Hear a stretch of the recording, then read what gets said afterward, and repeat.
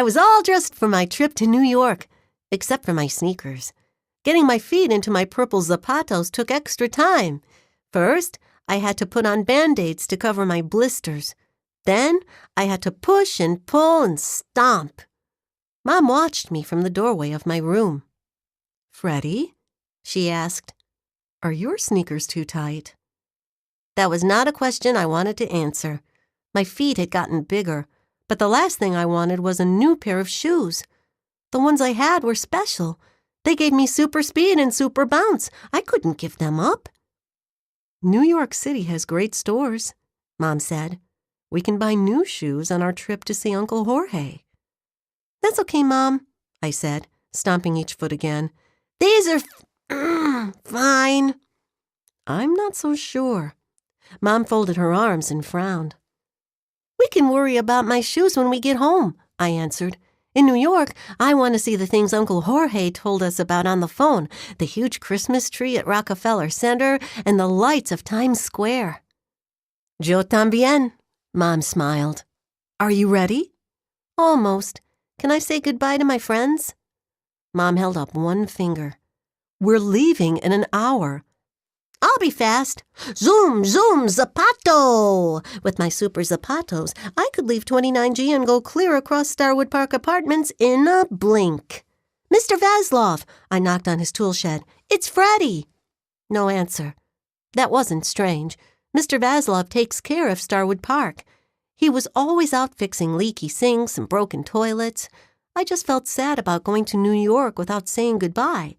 Mr. Vaslov had changed my life. He invented sneakers with super speed and gave them to me to test out. Zoom, zoom, zapato!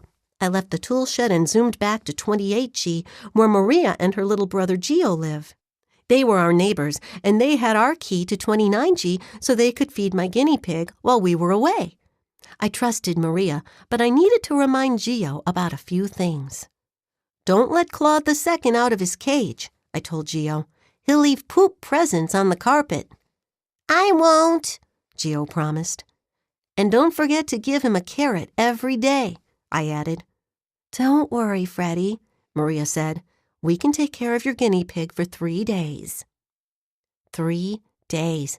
This was my first trip to New York. Every other time I'd seen my Uncle Jorge, he had come to visit us. "Are you going to see a parade with big balloons?" Gio asked. "Like I saw on TV?" "No," I answered. "That was last month, at Thanksgiving time." "Then why are you going?" Gio asked. "Mom said Uncle Jorge is planning something special." "What?" I shrugged my shoulders.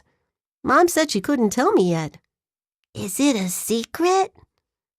Gio asks too many questions, but not all of them are bad. I headed home to get some answers. Chapter 2. A Present. When I opened the door to 29G, Mr. Vaslov was in my living room talking to Mom. I was going to get a chance to say goodbye after all. "Can you deliver this for me?" Mr. Vaslov handed Mom a white envelope with an address printed in black letters. "My brother needs these papers tomorrow." "The zip code is the same as Jorge's," Mom said. "It should be nearby." "Thank you," Mr. Vaslov said. "This is important to my family." He nodded his bushy gray head and turned around. That's when he noticed me. "Freddie!" His face broke into a big smile. "I have a present for you." Mr. Vaslov picked up a wrapped box. I held my breath. The last time Mr. Vaslov gave me a gift, it was my sneakers with super speed. I wondered what would happen now.